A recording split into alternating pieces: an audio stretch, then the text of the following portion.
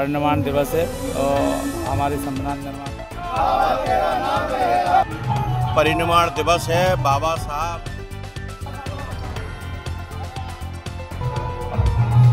बाबा साहब ने।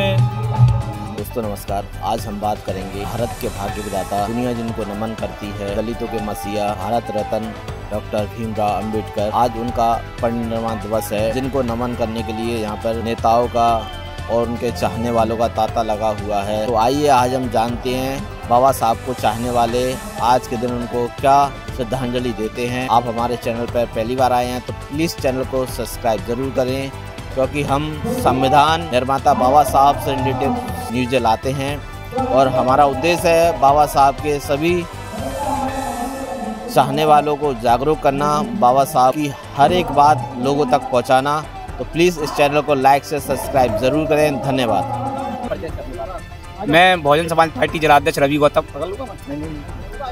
आज बड़े दुख का दिल है, क्योंकि आज ही के दिन बाबा साहब हमें छोड़कर चले गए थे और आज पूरा देश बाबा साहब को याद कर रहा है और बाबा साहब की प्रतिमाओं पे जहाँ भी जैसे भी है बाबा साहब को याद करने का काम कर रहा है।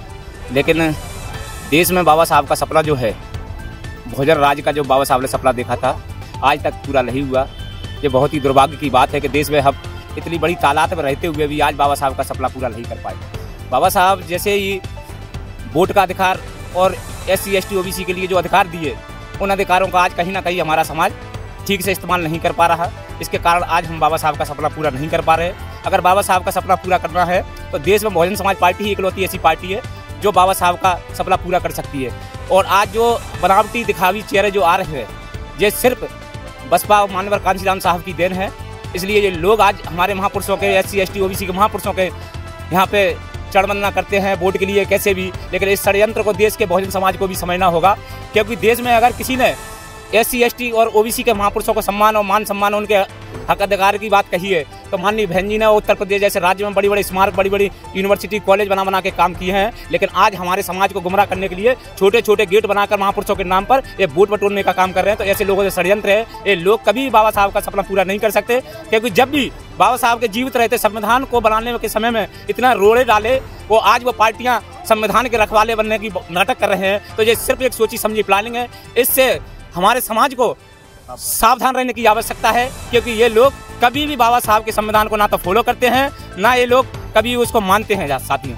तो मैं सिर्फ इतना ही निवेदन करूंगा, सभी आपके चैनल से के माध्यम से बताना चाहूँगा कि देश में अगर कोई इकलौती पार्टी है, बहुजन समाज पार्टी है, जो बाबा पुरुषों, महापुरुषों और बाबा साहब के सपनों का साकार कर सकती है, तो इकलौती बहुजन समाज पार्टी है। अन्यथा इस देश में मनुवाद, चाहे नाम तो मैं लूँगा नहीं, चाहे जो भी पार्टी हो, मनुवाद को बढ़ाने का काम करती हैं। और संविधान में अभी हमने देखा जो अभी क्रिमिनल लाए, आज हमारी पार्टी पिछड़ क्यों रही है? पिछड़ने का कारण सिर्फ यह है कि कहीं ना कहीं हमारे समाज के, हमारे ही बीच में से कहीं ना कहीं लोग गुमराह हो गए हैं। वो अपने अपने स्वार्थ और व्यक्तिगत लालचों के चक्कर में आज मनुवादी पार्टियों में कहीं ना कहीं जा रहे हैं। लेकिन वो दिन दूर नहीं, उनको भी हम समझा के, उनका भाईचारा बनाकर उनको पुनः बसपा में जो लाकर और पुनः बसपा को मजबूत करेंगे और पूरे देश में मजबूत बसपा फिर से ताकत में आएगी।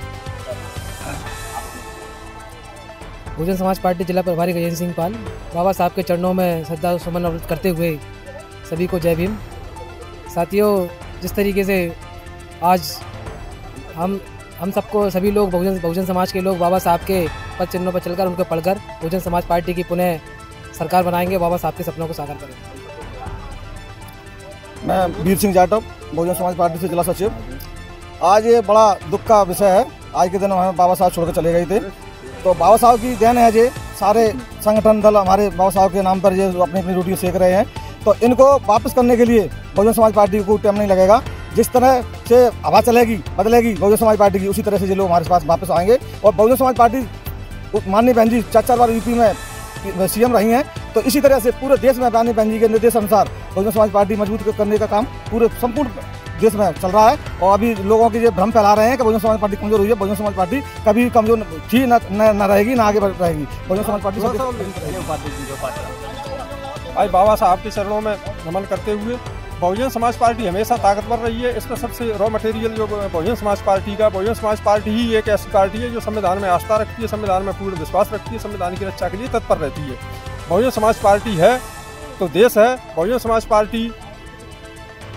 समाज पार्टी ही एक ऐसी पार्टी है कि आने वाले समय में देश में कानून और व्यवस्था और संविधान के अनुरूप देश को चलाएगी। जय भीम, जय भारत। मेरा नाम नरेश सिंह दोनेरिया है, बहुजन समाज पार्टी शहर जिलाध्यक्ष हूँ। साथियों, आज बड़े दुख का दिन है बहुजन समाज के, इस देश के सभी बहुजन समाज के लोगों के लिए बड़ा दुख का दिन है कि जो हक और अधिकार जो बाबा साहब ने इन लोगों के लिए दिए थे, वो हक और अधिकार सारे के सारे उस सत्ता में बैठे हुए लोग छीनते जा रहे हैं। और एक बहुमूल्य क्षेत्र जो बहुजन समाज के लोगों द्वारा, ये भारत का एक अधिकतम क्षेत्र है, उस बहुमूल्य जाति समाज को कहीं ना कहीं वंचित हो रही है अपने अधिकारों से। और ये सारे के सारे जो वंचित अधिकार किए जा रहे हैं वो सत्ताधारी पार्टियों द्वारा किए जा रहे हैं। ये लोग समय समय पर आकर के नए बैरुपये तैयार करते हैं और जो बाबा साहब का मिशन को जो आगे ले जाने का काम कर रही थी वो बहुजन समाज पार्टी थी साथियों। और बहुजन समाज पार्टी एक ऐसी पार्टी है जो बाबा साहब के सपनों को पूरा करने में का काम करेगी। और मुझे विश्वास है, आशा है, सभी बहुजन समाज पार्टी के जो साथीगण हैं पूरे तन मन धन से पूरे कार्य में लगे हुए हैं और आगे चल के ताकत में बहुजन समाज पार्टी को लाने का कार्य सभी साथी मिलकर के करेंगे। इसी के साथ साथियों, जब बहुजन समाज पार्टी जिंदाबाद जिंदाबाद। क्या कहना चाहेंगे आज की विदा में? आज मैं अपनी बात कहने से पहले आज हमारे बीच संविधान निर्माता परम पूज्य बाबा साहब अम्बेडकर को नमन करता हूं, क्योंकि आज ही के दिन में हमारे बीच से हमें अलविदा कर गए, तो मैं उन्हें सबसे पहले नमन करता हूं।